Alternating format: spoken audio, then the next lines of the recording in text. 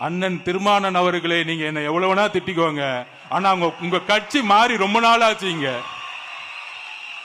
அங்க நீங்களும் ஒரு 20 பேர் மட்டும்தான் இருக்கீங்க உங்க கட்சியில.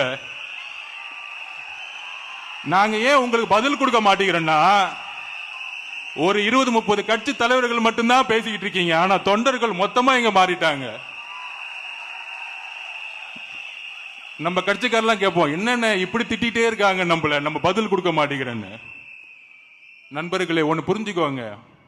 2016 அம்மா சொன்னாங்க, ஜெயலலிதா அம்மா, என்னை எதிர்த்து 15 கட்சி நின்றுகிட்டு இருக்கு, நான் மக்களை நம்புறேன், மக்களுக்காகவே நான் அப்படின்னு சொன்னாங்க.